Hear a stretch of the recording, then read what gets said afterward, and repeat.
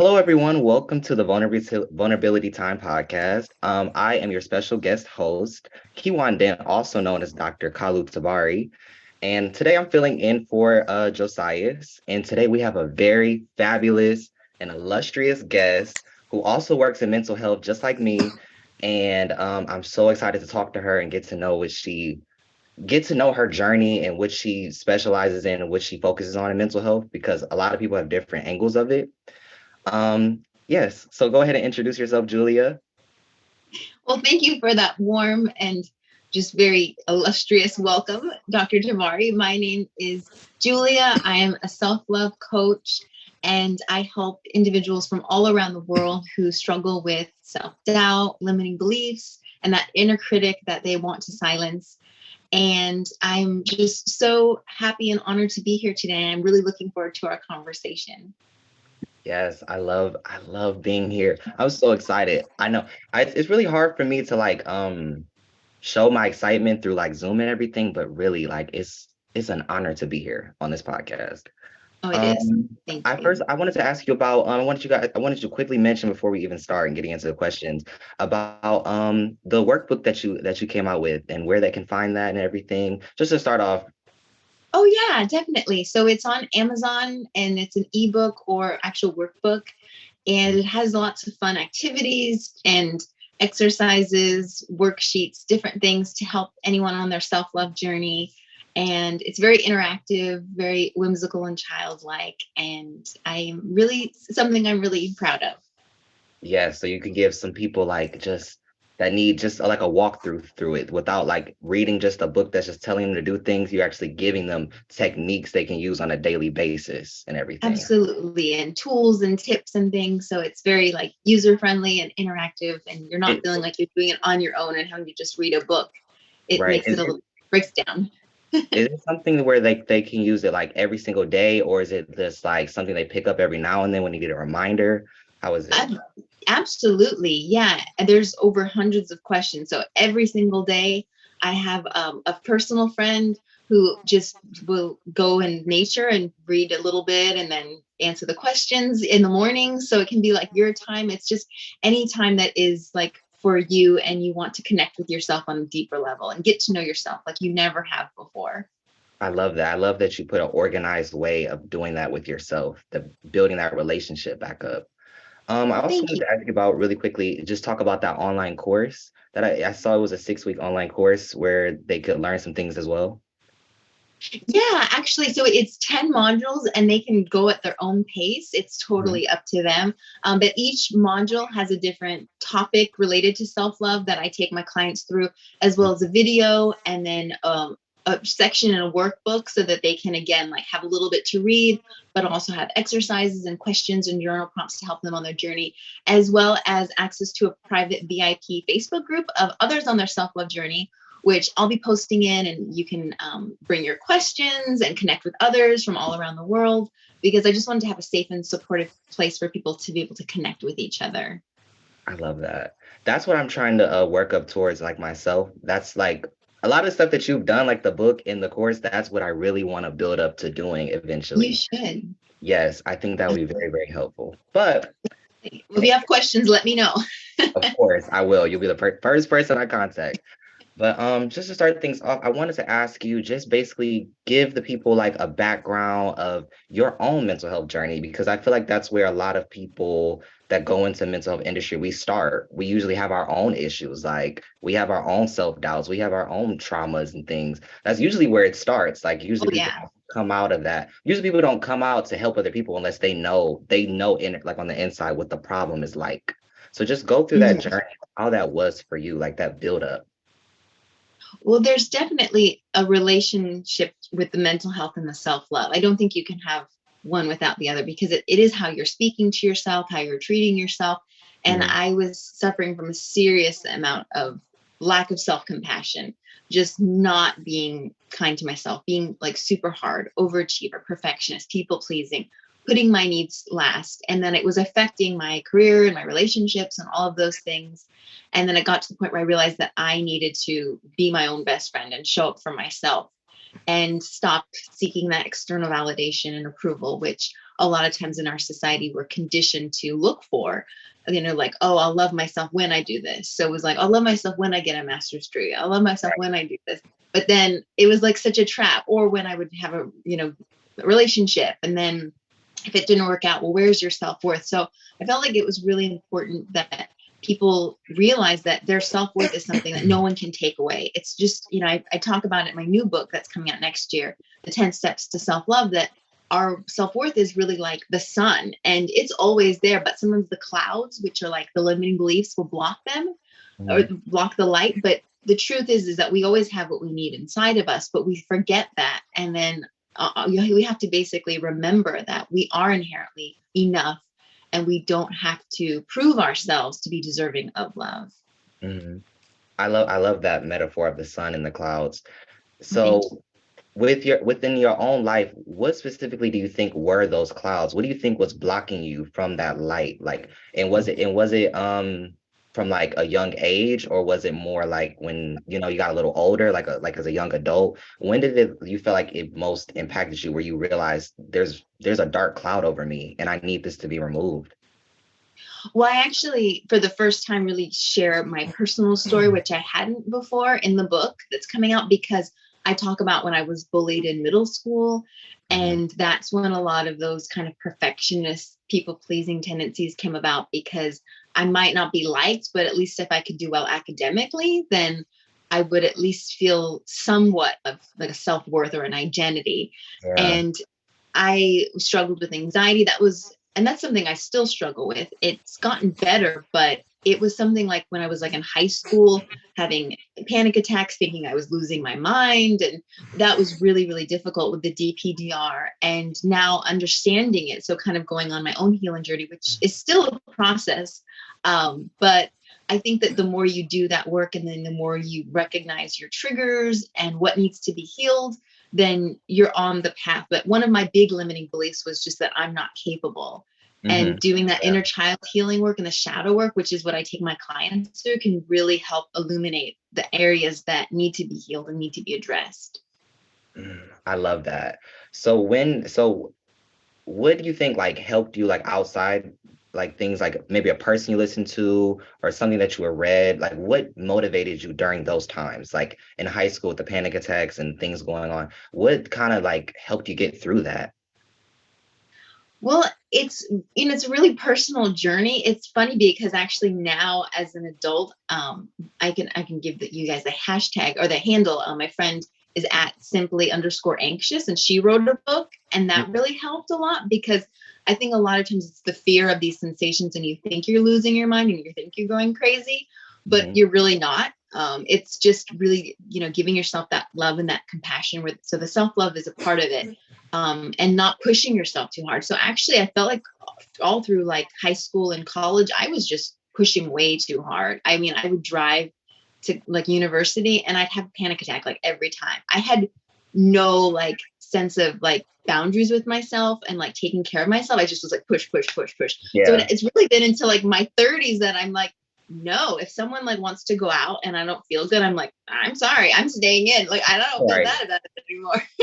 And then actually that has like helped me heal. So then, during the pandemic, I went out with a friend, like a new friend, and we went out to brunch, and I was like totally fine. And that would have made me nervous before, because I started like taking care of my body and recognizing like not to push so hard, and doing what felt right to me and not making everyone else happy. Because before I was just like the yes girl. And then I was exhausted and terrified and all of these things, and not taking care of my mental health. So it's really been more of a recent experience for me. Yeah, a big thing about what you said was what you started to do, you were starting to say like no to things. You're starting to let things be able to like fall apart. A lot of times when we get those like perfectionist thing, like mindset growing up, we don't want to mess up anything. Nothing can be wrong or out of order. That's how I was, because, well, you know how like you can get like a lot of negative like reinforcement from like childhood, from parents and stuff. I got actually a lot of positive reinforcement. So when I did good in school, they would call me like a scholar, and I was the smartest person and I did great. And no one else in the family was as smart as me. And I was just so good at this, and this. So when I was younger, I've had to do great at everything. I was like, I have to, this is the thing that's going to get me appreciation. So I have to keep Mm. doing this. And I remember being like fifth, fourth grade having a breakdown because I didn't know how to do a math assignment. Because that's like Oh. something, that area of my mind, I'm really, really challenged with math for some reason. I don't know why. Mhm. Numbers do not like compute, like words, essays, poems, I can write all of that. But Mhm. numbers, I can't do that. So um Mhm. growing up, I got that positive reinforcement of you're smart, you're a scholar, you can do this, blah, blah, blah. You're basically kind of showing that I'm perfect. So like when my grades would be like, kind of like a B minus or go more to a C, it was kind of like, what's going on, Kiwan? It's like, or Mm. yeah, what's going on with you? Like, why is it going down? There's something missing. And it wasn't until actually, I think what saved me from it was 11th grade and going into quarantine just a couple Oh. just a couple years ago, going into that broke it because it was like, well, I'm able to be lazy. I'm able to do nothing. I'm able to just be at home and do nothing. Yeah. And then and like speeding that up more recently is when I actually learned how to just say no to people. Like Mm. what you said about not going out, that's a common experience. Like we have all had that moment where we've been tired or we're just not into it. And someone's Yeah. like, hey, do you want to do this? And then we start to feel bad, like, oh my gosh, how will I be seen if I don't go? They're all gonna Mhm. think I'm rude, especially family. Yeah. Like they're rude. They never come to anything. They're lazy. They just don't want to come. They don't like us. They must not Mhm. like us if they don't come out and see us. And I had to learn recently to just like you have to learn how to just you have to learn how to be comfortable with other people's uncomfortableness. Like if Yeah. Good. I'm messing up on my grades academically, that's not reflective of me. You should, even if you're uncomfortable with it, that's okay because this is my life. That's kind Absolutely. of where I had to get to. Like, okay, if I mess up on something, it's for me. This is my life, my journey. Mhm. If I don't want to go somewhere, it's because I know what's best for me. Not because I Yeah. hate you, because I know what's best for me. Absolutely. Well, thank you for sharing that. I think what you were sharing and what you experienced was common during the pandemic too. That we finally had some time to heal. I think that was probably one of the things that inspired me to get into this work because I finally was like, oh, I don't have to be like getting degrees or working or proving myself. Like I can just be. And then I'm like, do I Yeah, really want to yeah. do this? And then what does light me up? What does make me happy? So anyone who's listening to kind of like take a step back and think about what makes you happy, because if you're happy then you're going to have more to give and you're going to be nice to be around and all of those things, rather than there was a lot of resentment, I think. And for you, I mean, at such a young age to feel that pressure, it's kind of like that golden child syndrome. It um, was 1000%. and Yeah. that can be just as detrimental. I've had clients that have struggled with that just as much as someone saying you're not good enough in some ways, because it's different. It's all of this pressure and expectations, but if you can take that off of yourself, then that's when the healing can occur. So I think that that's just amazing that you went through that in that journey. I know a lot of what I've learned is that it's about how you filter out what people say to you. It's like how do you filter it when it comes to you? Like if someone keeps telling you you're perfect at this, you're good at this, what's your mindset when you like how are you filtering that when it goes into like Um, when someone says something to you, like, oh, you're good at this, you're perfect. Are you talking to yourself and be like, I'm pretty good at it. I wouldn't say I was perfect. Like, how are you filtering that? Instead of being like, I am perfect and I need to stay perfect and I need their acceptance. Or the opposite. Someone says that you're bad at that, you're horrible. Like you're really, really bad at that. Like you're not doing it for me. And you just being mhm. like, well, I've been practicing a lot and I know I'm learning it. It's getting better every time. I may have messed up a couple of times, but that's not true. So it's really I had to learn how to you have to learn how to evaluate truth over what someone else is saying, even if it is a compliment. Is there Mm, validity to this? And then also learning how to break away of I don't need to um I don't need to prove whatever they think of me. I don't need to feed into whatever, even if it's good, a good thing. I have to accept it, whatever it is. So whenever someone's feeding it's something to you, you can decide to eat it. You can decide how much of it you eat. So you have to learn how mhm. to filter stuff out when people give it to you. That's what I learned. No, that's a good lesson. And I think we take stuff, personally when someone's telling us, "Oh, you're this or that," and then we think, "Oh, that is who I am." But other people's opinions don't necessarily have to define our reality. It's like what Eleanor Roosevelt says: "No one can make you feel inferior without your consent." And usually, it's more reflective of who they are, the things they're Yeah. telling you, and then who you are. But it's hard if it's like family and people that you're Yeah. close to, and you want their approval and their love. Then you want to be all of those things, but it can put a lot of pressure on you. And that was something I noticed with a lot of my clients that had like these beautiful women who didn't love themselves. And I was like, oh, that's so strange, because when they were really little girls, they would always be told, oh, you're so pretty. Like kind of like that, that's what makes you good. So then they're like, well, what if that goes away? Or, I'm going to get older, things change. So is that where my identity is? So whenever we look for it externally, like with you, with like academics, or same thing with me too, then if it doesn't work out, then who am I? And then that's like a whole self-discovery journey. So that's exactly it. It's like when I'm not feeding into what they painted me as, it's like, who am I? Like, it's like if they're saying that I'm a certain thing, and then if I'm not that thing, then who am I? Like, because you don't give yourself your own definition. You're basically reading like biographies about yourself instead of your own autobiography. You're yeah, reading that's a how good one. everybody else's perspective is of you. And I didn't really learn about that until I read The Four Agreements. It's a very Oh, popular self-help it's a book. good one. Everybody has probably read this by now, but it's a very short book. And if you haven't read it, anyone listening, please get that book. If you want to Yes. start your self-love or spiritual journey, get Julia's self-help workbook, Thank you. um but also get The Four Agreements for sure, because it talks about not taking things personally. And Mhm. it talks about how everybody has a different perspective of you. Like, no one's ever going to have your eyes, your perspective of you. No one's ever going to see your reflection in the mirror. Only you can. Mhm. Everybody's going to see from a different angle. Just like when you're like in a crowd or on the street, someone's seeing you from your left side, someone's seeing you from your right side, someone's Mhm. seeing you from, maybe someone's taller than you, seeing your head. Everybody Mhm. gets a different perspective of you. And they That's may be interesting. judging that one side of you that they're seeing. They're seeing this one side, but they can't see all sides of you at once, you That's a know? great analogy. And Absolutely. Just bits and pieces. Hmm. it's like saying someone saying your oh, I hate how your back looks. I hate how that looks. Like, it's just, you have a really just, you're weird though. You're really misshapen. And it's just like, you're only seeing one side of me, one part of me. You're only seeing Hmm. this perspective. So I can't use your judgment for my own judgment of myself. I can't do that because I know who I am. I know what my body looks like. I know who I am, you know? Hmm. And so many times we just learn to take other people's perspectives. And I think really it all will always trickle back to childhood, of course, because I feel Yeah. like we learn naturally. It's not really our parents' fault. We learn to get their approval. Don't do Yeah. this. To survive. Hmm. Yeah, to survive. But when you get older, you have to, what a lot of people don't talk about is that we have to shift the way we survive, our Yeah. survival. Like, I do think on a deeper level, people forget we still are kind of like, we're mammals, we're animals. We do survival techniques. So when we Hmm. get older, we have to change how we, quotation marks, survive. And we don't Hmm. have to keep getting approval from anybody, you Yeah. know? Absolutely. It's a big lesson. I mean, and releasing those limiting beliefs and the self-doubt, and like you said, the inner child healing is so important. And I talk about that in my workbook and my book, because if you don't heal that trauma, then it's going to come up in your adult life as these unhealthy patterns and triggers. And sometimes like even in our relationships, if we had, Yeah, like a difficult time with our primary caregiver, then we might attract a partner who has some of those traits, because we're trying to exactly. heal.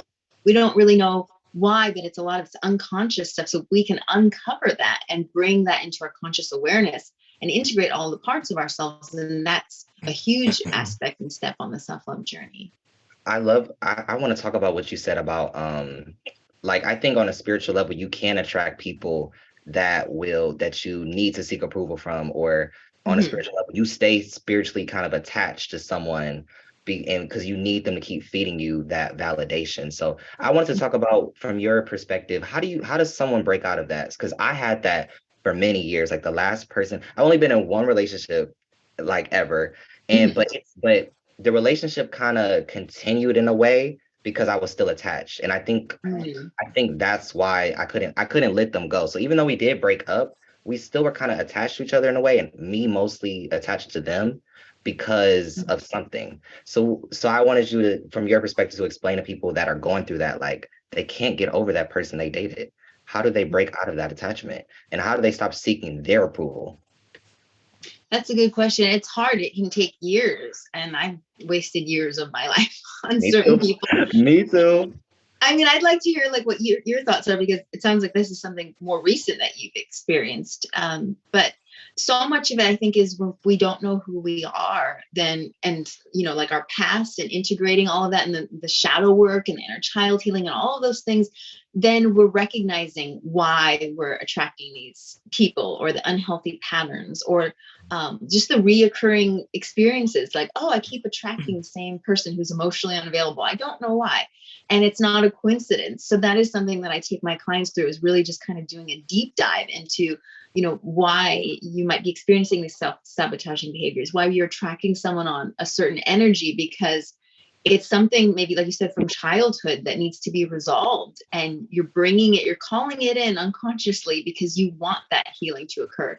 But the thing is that the healing has to come from within you, and then you can attract someone who's like a suitable partner and a healthy relationship that is worthy of you. But a lot of times I think if we don't have the self-love, then we attract certain people that make us feel undeserving, because it's really just a reflection back to, of us, of how we're feeling and what we're willing to put up with, and not valuing ourselves, not respecting ourselves.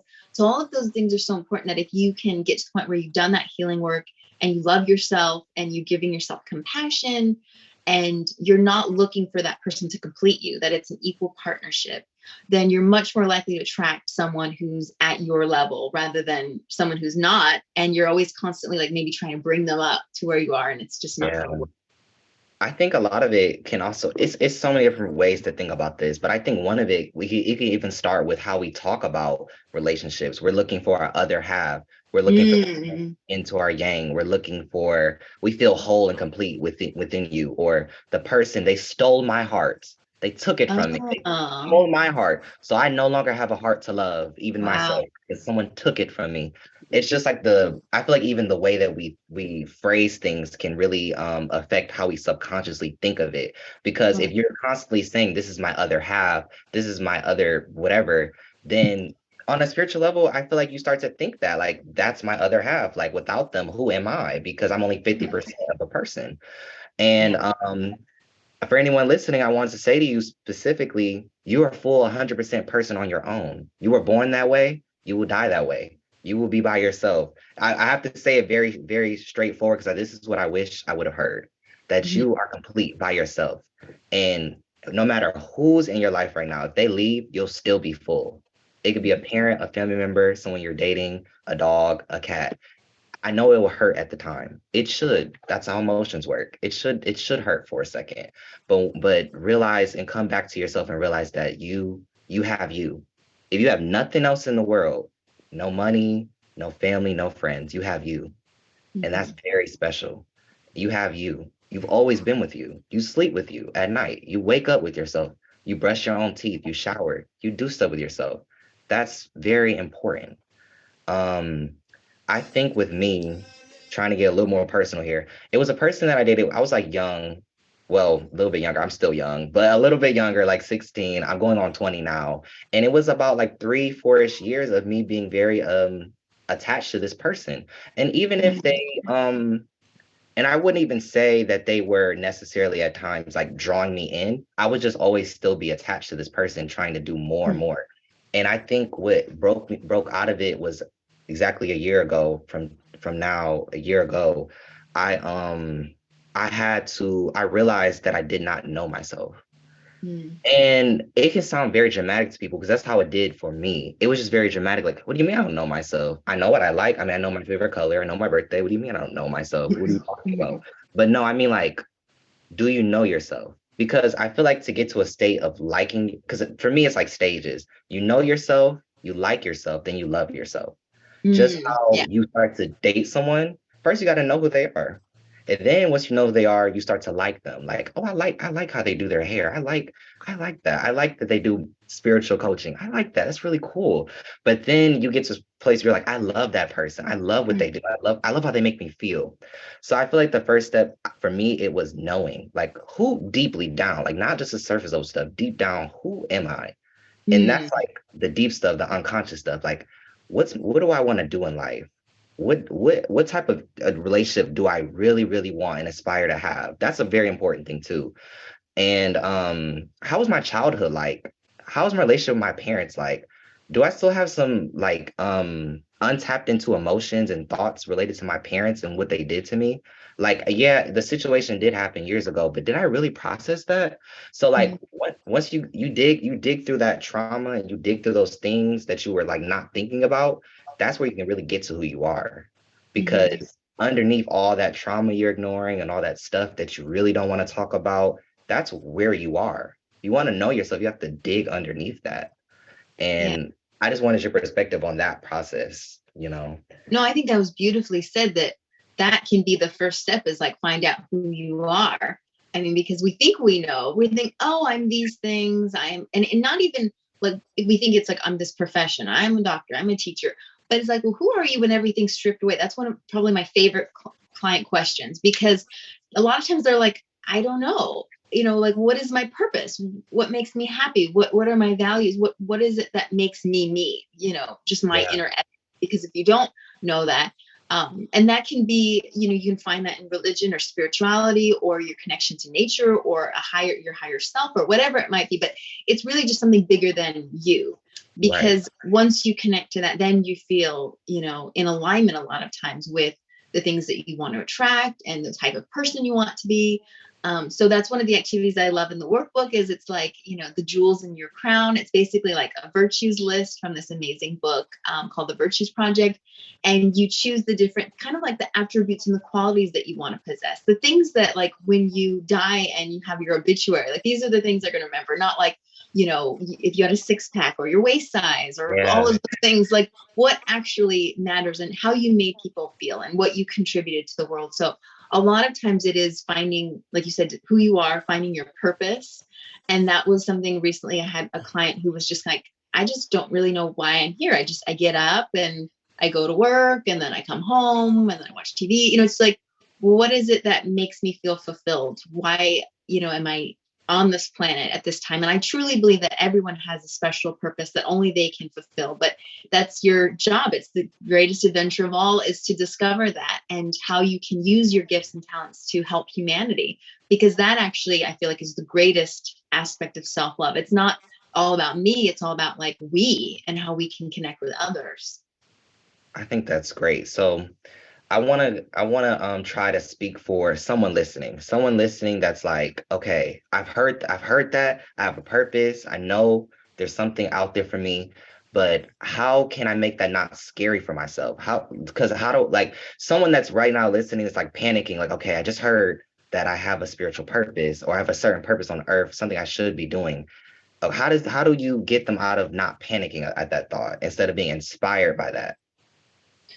Well, I think sometimes we limit ourselves in the way we think of purpose, so that they might feel like, well, I don't know my quote unquote purpose right at this moment. So does that mean that I'm not, fulfilling it? But maybe your purpose is being a light to someone. Maybe it's helping someone. Maybe it's who you are as a person. So it doesn't necessarily have to be that you're doing something. I mean, I love the work of Eckhart Tolle, who wrote like The Power of Now. It's not so much about like doing, it's about being. So if you can connect intuitively and spiritually to who you are, your essence, and that can be through, again, like prayer or meditation or connecting with nature or whatever it might be, that actually will connect you more, I think, in some ways than thinking, oh, I have to be doing something. Because I don't think when we die, it's like, okay, now you're a lawyer, now you're a doctor. It's like who you were as a person in this life. That energy is not going to be destroyed. I mean, they say like energy cannot be created or destroyed. So Yeah. it goes somewhere. So it's connecting to your frequency and that light. And that's why you'll see people will attract certain situations and people, because they're on the same frequency. And I'm Yeah. not talking about like if you're learning a lesson or something like that, like maybe Mhm. it's childhood trauma and you attract an abusive relationship. It doesn't mean that you're abusive. That's something that you're trying to work through. But in general, you'll see they connect with others that are on the same wavelength and the same energy field. So I do believe that if you can connect to that inner essence, and I have activities in the workbook for that, because it's a big, you know, um, thing, a big topic to find your purpose. And the new book, actually, it's the 5 steps to find your life's purpose. So it has that section, and I can guide you through it, but don't let it scare you. You just being here is enough. You're always where you're meant to be. And that's something that I've learned. You're shaking your head, so you know. Yes. What's Yes. your experience with that? So I feel like what's weird is a lot of this stuff that I feel like I talk about now, it's all recent realizations, recent epiphanies. Like it's all, I feel like it's all very recent. So for me, um I realized what my purpose was actually like maybe like 3 months ago. So I was Wow. already doing stuff that I liked. I was already making videos and stuff and doing certain things that I liked, but it wasn't until I really had to sit down and be like, well, why am I really here? I do enjoy doing this stuff, but it's like, why? Okay, what is this all for? What is it Mm, for? Like, what am I really meant to do? So what's funny is on campus, I go to Michigan State University, and there's like a river that flows through it. And I naturally just always go to this river. I've just always gone. No one tells me, no one recommended me. I just always went here. So I was sitting by the river and I was listening to a motivational video like by Steve Harvey and stuff. He was talking about purpose and stuff. And he was his advice is actually I think what ushered me into figuring it out. Because I listened to what he said and I processed and I stood by the river and I was like, okay, I think I have it. And I feel like a part of it is like you said, connecting, I think with nature definitely helps. I was in nature and I was allowing it to come to me. So he was talking about using your passions and mixing that with your skills. And if you analyze that enough and really listen enough, you'll find that purpose in there. that's good. So for me, I had to leave the river, go back to my room, and I had to write down like, okay, I literally wrote down what are my skills? Okay, I'm good at writing, I'm good at talking, I'm good at explaining hard subjects to people. Okay. Those are like my main things. And I'm also very creative. I've been an artist for like many years in my life, like drawing. I just don't show it Wow. anymore. I want to get back into it. I just don't show it anymore, but I'm very skilled like drawing, very skilled with poems. And Mhm. through that, I realized that I think I need to be a teacher and a writer in a way. Yeah. And I'm like, all my life I've struggled with math. It's just been a thing. I'm building that relationship with math, but I know that's not my purpose. Anything like Yeah. numbers. I'm like, I'm really good with words, like the way I speak, the way that I write.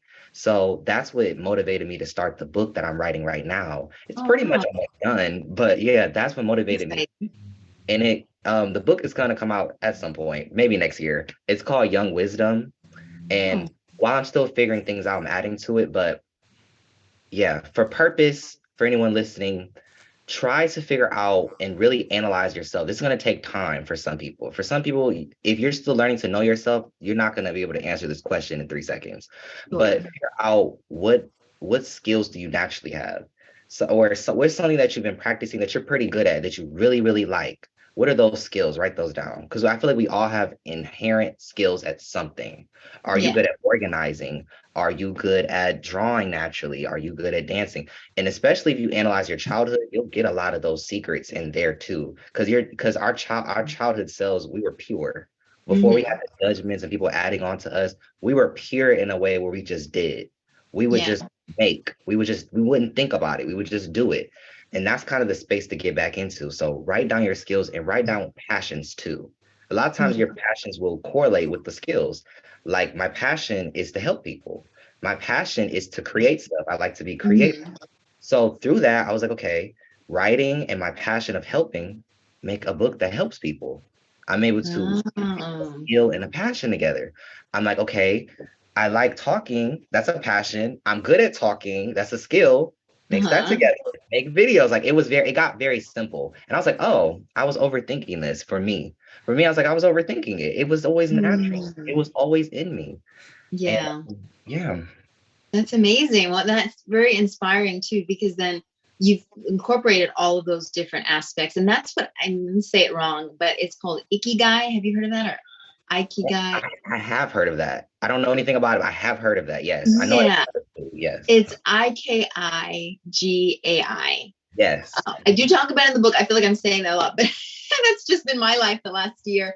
But Mm-hmm. really, it's interesting because it's this whole, it was developed by this Japanese psychiatrist, and it shows you how, like, the things that you like to do, like what you're good at, what you can get paid for, what you're passionate about, how they can all intersect and help you find your purpose. And also, what it means is it's actually it represents your purpose, or your, like, your meaning, not meaning for living, but reason for living. That's what it translates to, is reason for living. So what's my reason for living? What's my purpose?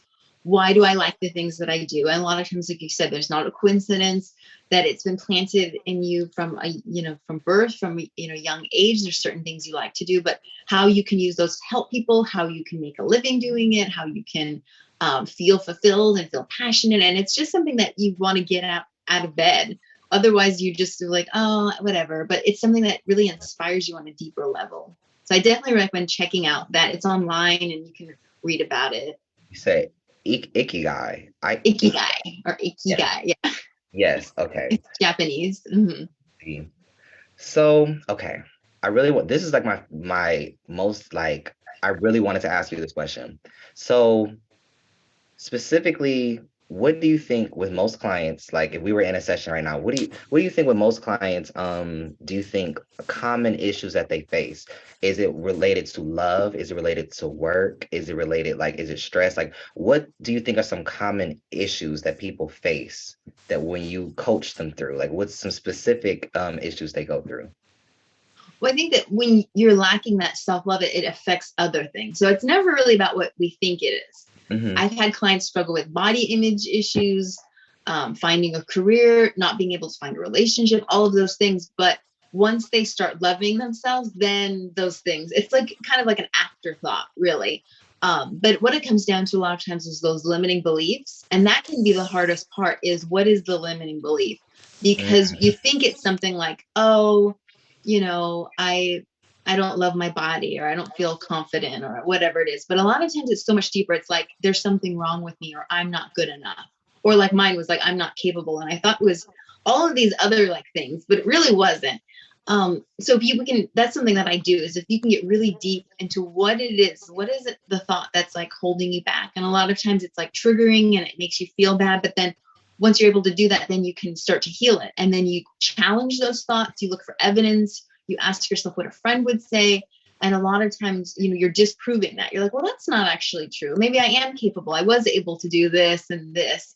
And would other people think this about me? So you really put the thoughts on trial and you start to question them and challenge them. There are activities and things you can do to help with that. But that for me was really big in the healing journey, was not believing everything that I think, and so many of us, I think, just automatically do. So questioning those thoughts is pivotal. And I think that's related to what I was talking about, that filtering. It's like, how do you process what you're being fed? Like, what are people giving you? What is life giving you? How are you processing that? And I think that's a very key thing that you said, because that was the problem for me. So we initially, throughout the day, we have all these negative thoughts that are they're just on a playback for a lot of people. And they can be quieted down the more that you do like a lot of like self-love. They can be quieted down a bit. We always will have them though, for anybody listening. Oh, always. yeah. Before getting on this Zoom, it's like, you can't do this. Why are you speaking? No one listen to you. Like, why would you be on here? I'm constantly, but it's like you filter it out and be like, no, people do need to hear me. I have something to offer. This is my purpose. But my point was, when you have those negative thoughts, a lot of the time, 90% of the time, that's not the deep down thought. Like, it's not the root. It's not the root. It's not the core belief that you have. Like, you may have, okay. So a big thing for me was, I did not want to drive. I didn't want to. And I could not figure out, I just had no passion to do it. Like, it was not, it's really, I feel like it wasn't very normal. Like, everybody else has a passion to go get a license and everything. And I feel like for me, the biggest thing, I wouldn't even practice driving because of some reason. I would just be like, I can't drive. I just can't do it. And then through analyzing that thought and going down to the core belief, I thought I was incapable. I'm incapable. I'm incapable of doing these things. I'm incapable. Why do I think I'm incapable? I'm not capable. And you have to learn how to like interrogate the thought, not from just like a space of just you being angry or anything, just like neutrality. Just be neutral, no judgment, and just ask yourself, okay, what led me to think I'm incapable of this? Like, why am I not capable of this. And for me, it was a past situation with my dad where he said something and it kind of got infused in my subconscious that I couldn't do it. Oh, And he yeah. didn't even mean to. That wasn't his intention, but for something he said really struck that deep into my subconscious where now I don't believe I can drive. So now when I'm driving, I'm anxious. And I'm not Yeah. anxious with other things, but I'm anxious with this for some reson. Or every time someone like my mom would be like, "Hey, can you back out the driveway for me or move the cars or something?" I'm like, "I don't want to do it. No, please get somebody else to do it. I don't want to do it." Yeah. It came down to that all because of something so just one moment of someone saying something Mhm. and me not filtering it in a way at the moment because I didn't have the facilities to. And yeah, it manifested as me not doing this thing. It created a big block in my life.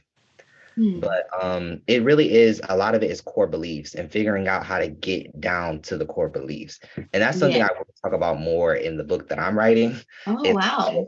yeah, it's a process that I learned and I realized with analyzing myself how to take those thoughts and completely break it down to the core belief and Yeah. then be able to go from there and go to a new belief. So not Mhm. even just have that belief, fill it in with something that works for you. Yes. It's more realistic and accurate rather than what you've been telling yourself. Yes. Mhm. And to add on to everything, I also want to talk about is I think a big thing I wanted to talk about fear because I had a recent epiphany from like listening to someone on TikTok and talking to my friends about it a whole lot on fear and reading. So just it's been a lot of I feel like God, the universe has been showing me something very directly recently Mhm. about how um I always like to reference that we are spiritual beings, but we are having a human experience. So us Yeah. having a human experience, deep down, we're animals, we're mammals. We have a brain that wants us to survive. So Yeah. with fear, I learned that because I had a big fear of driving after all of that. It was fear, Mhm. obviously. I was panicking. And Mhm. with the fear, I realized that a lot of times when you avoid doing something, you have avoidance. That's when it gets worse. Your fear Yeah. gets worse when you actually avoid. It's not until you jump into the water until you realize there's no sharks. You know, it's Mhm. like you anticipate the sharks and that makes you scared to do it. But if you just did it without thinking and just did it, then that would help. And I just wanted your perspective, like maybe you would tell them about like a certain time where that happened for you, where it was like you just had to do it because you were scared, you know? Well, I mean, I related so much to what you were saying too, because driving anxiety is still something that I struggle with. And I guess it's that whole feeling like you're questioning yourself and you're not feeling like you're capable. But it does get better. Like you said, if you can expose yourself and start to allow yourself to heal. But with fear in general, I mean, it can just limit our lives and it's an illusion. It's that acronym like false evidence appearing real, and we think that that's our reality, but it's not. So I actually, can you repeat the question because I want to make sure I answered it fully. I just wanted you to maybe you could An show experience. yeah, an experience that you had as well. I think it's just very helpful for us to show our own experiences because I feel like a lot of Yeah. times when people talk about mental health, they talk about it in a way where they're already like at this high place. Oh And no, I'm not there yet. Yeah. exactly me neither. So I feel like that's why I feel like it's very important we both touch on like those moments where we were like that, or sometimes when we still do those things, you know? Yeah. I think what has helped me a lot was before, if I was feeling anxious, I just wanted to push through it and kind of rush through because Yeah, that's how I witnessed my father get through anxiety. It was just like, okay, just get through it. So just allowing myself to be and just not like forcing something one way or another. And I'm really fortunate because I live near like this nature reserve where there's lakes, and just being by the water and being in nature. And especially during the pandemic, sometimes I would feel out of my body. I would just feel kind of weird. And I think in the past, I would have just driven home. I would have been like, okay, no, I can't deal with this. But allowing myself to just kind of work through it, the more I could do that, be like, you're okay. You don't have to believe everything you think. And your body's just trying to protect you. So not thinking there's something wrong, because you think, especially people that suffer from anxiety and panic attacks, it's so much worse in some ways to feel like a bear is in the room and there isn't a bear. So we're yeah, like, well, where is the fear coming from? Oh, I'm crazy. Right. I mean, so that's yeah. kind of how I used to speak to myself. So I feel like for me, that's where the self love came in. And that's been part of the healing journey, is kind of taking those baby steps when I'm ready and not necessarily believing everything that I think, that this is, well, then something bad's going to happen because my heart rate's elevated and I'm feeling short of breath, that everything's really okay. It's just my body's, defense mechanism, like you said, to survive. And that if I can just let it run its course, it goes away a lot faster. But a lot of times it's the fear of the fear, which I didn't really realize until more recently, that we think we're afraid of something external, but it's actually the symptoms that scare us. So, once they say, like with panic attacks, once the adrenaline goes through your body, it's going to run its course. So you have to just allow it to. But if you start to fight it, then you prolong it. And that's why you hear people that say, oh, I had a panic attack for 24 hours or something, like it's because you're still, kind of in that place. So I think for me, a lot of it's just been like, feel it to heal it in little ways. And then that helped me lower my medication, just so that I didn't feel like I needed to numb so much, that I was able to just be with it. But again, it's like, when you're ready, you don't push too hard, because I pushed too hard, and then that's like its own bag of trouble. So it's finding the balance. And if you love yourself and you listen to yourself and okay, now's the time to challenge myself. Now's the time to rest. I don't need to push myself so hard. So really just listening to your internal wisdom and guidance, and that's going to help a lot too. But it's a journey. It's a process. No one has it all figured out. I know. I think the simplest thing you can do, like to be simple, is I always tell friends that are going through stuff, it sounds very simple and very like, okay, but really it's just let yourself exist. Just allow yourself to exist. Allow yourself to be exactly where you are, who you are, where you are. And then once you get still, it's being in that stillness, then you can start to direct yourself, okay, which direction do I want to go? It's just allowing yourself to be still.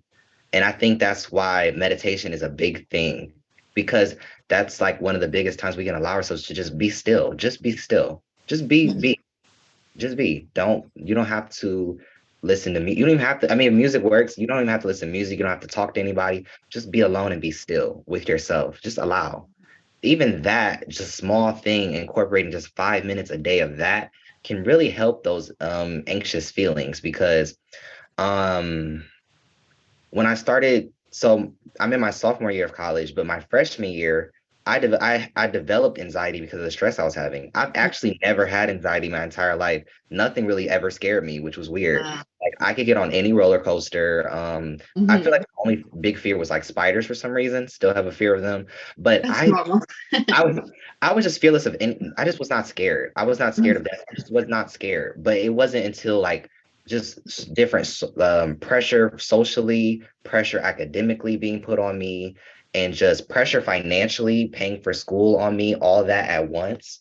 I didn't realize that over time I was just building up this insane amount of stress on my back, and on my, just literally on my back, but literally all this stress. And it wasn't, I remember this specific day, like that I felt anxiety for the first time. I went into my room, and it was just like, it was a lot going on with like friends at the time. It was just like, socially, you're like friendship breakups, and feel like you don't belong. There's a lot of that going on, especially like then I wasn't in a major that I liked. I used to do animation. It was a lot going on at the time. So all that stress was subconsciously on me. I didn't even realize, like I did not understand.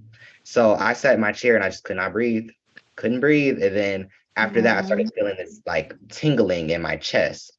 And this tingling, it did not leave. It did not leave for like 6 months after that. Like 6 months following that day, it was just a constant tingling. So if I was nervous about doing something, like how you normally would be nervous, I'd be extra nervous. So I knew I was anxious.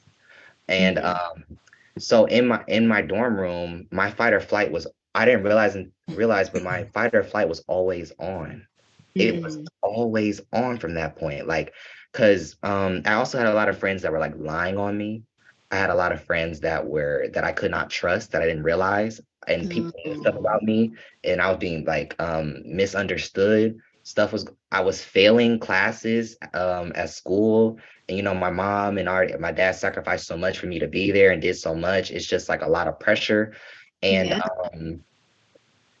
yeah, I have fight or flight every day. So like I had a roommate, he would come in and the door would be turning, and I would be like at my desk, like turning to like look at him, Um, and I would just be very nervous. I couldn't go outside as much as I wanted to because I feel like I'm a very extroverted person, but yeah. like that really died down. Mm. And a lot of people even listening right now, you might be in a state of fight or flight.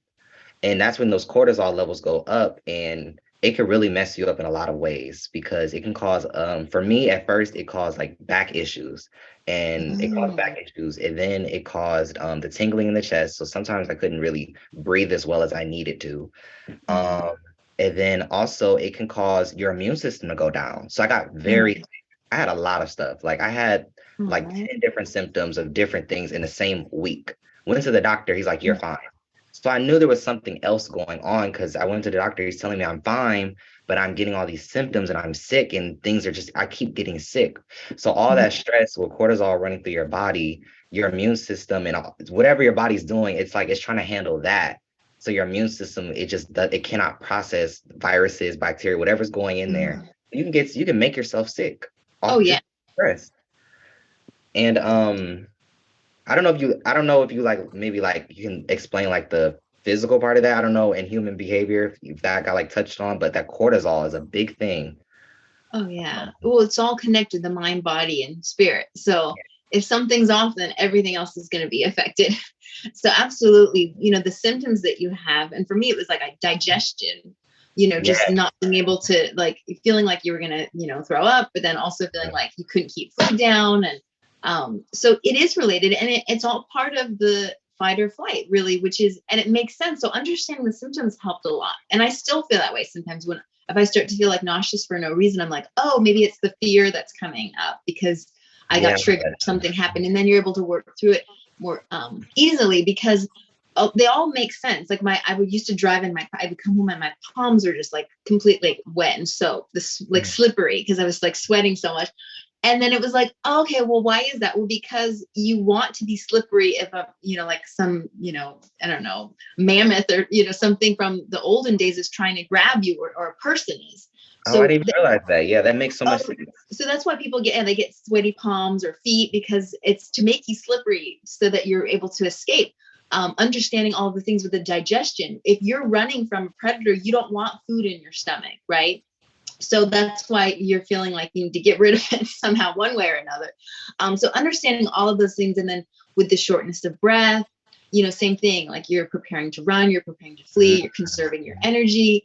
So once we can, understand why we're feeling those things, it makes it a little bit. I mean, it's still scary in the moment, but it makes sense. And the lightheadedness, all of those symptoms, and like what you were having with the chest pains. And a lot of times people think they're having a heart attack, and it's a panic Yeah. attack.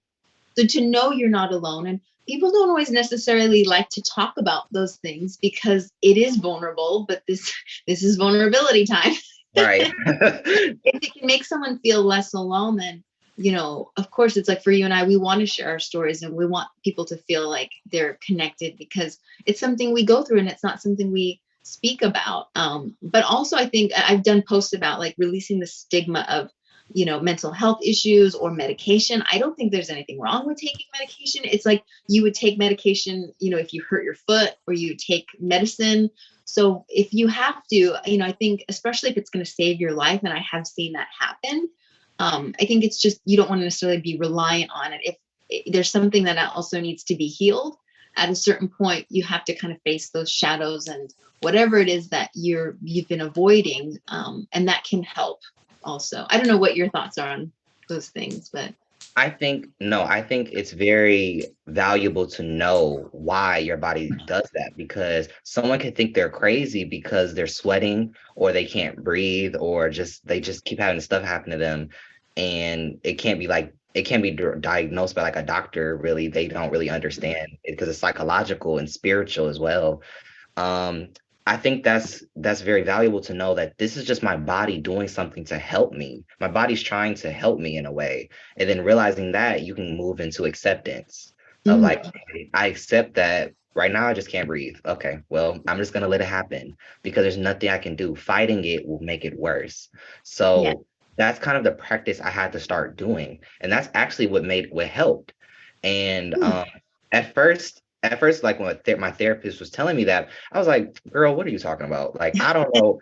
What are you talking about? Like, okay, let it happen. It's going to keep happening. Like, okay, there's got to be something I can take or something I can do. Like, or me, I'm very experimental spiritually and psychologically. So it's like, what do I need to do to make this go away? Because I started to become like a fixer, like that perfectionist kind of thing. I started to become like a fixer, like, I need to fix this.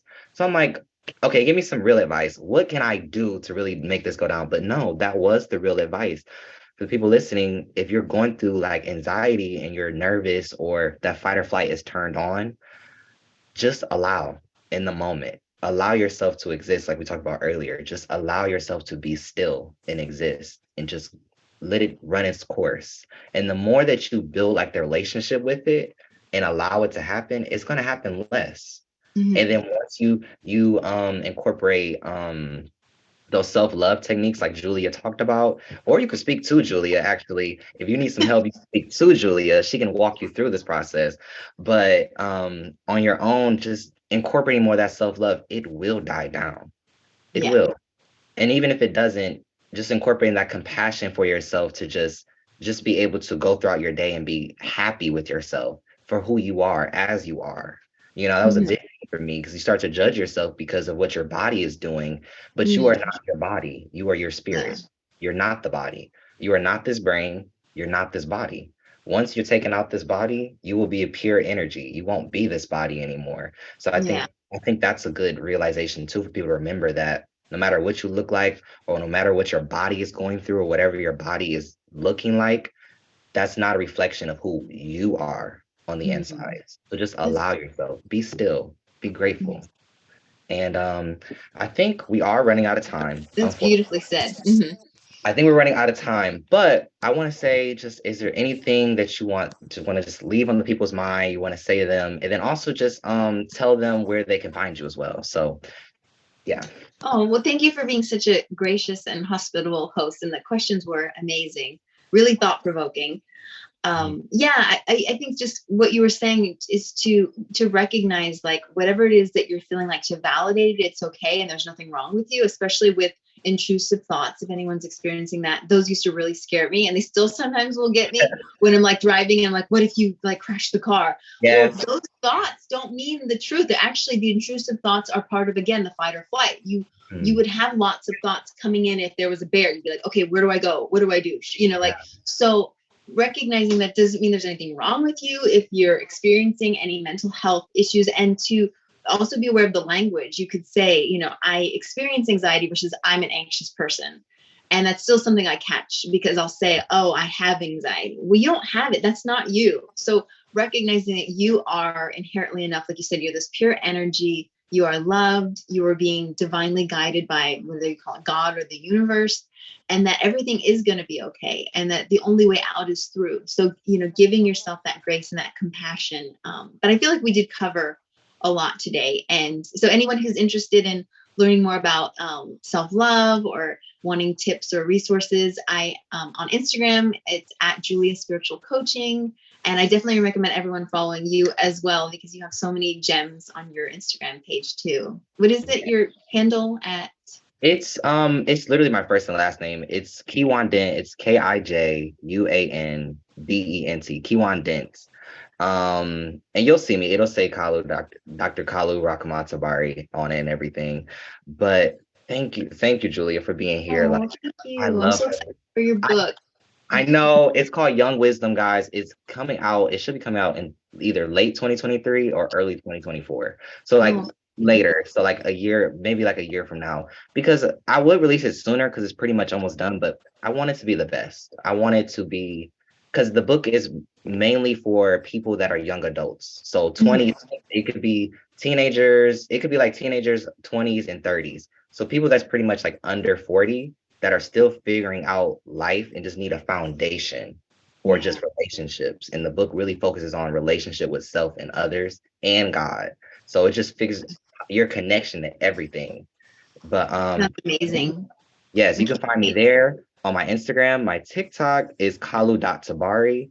My videos just focus on thought-provoking stuff, just like this conversation I had with Julia. It's just a conversation between me and the people, and I just give you thought-provoking just things to think about, food for thought, ways to uplift you, and just remind you that you are everything that you dream of being, you already are. And it's just you closing that gap.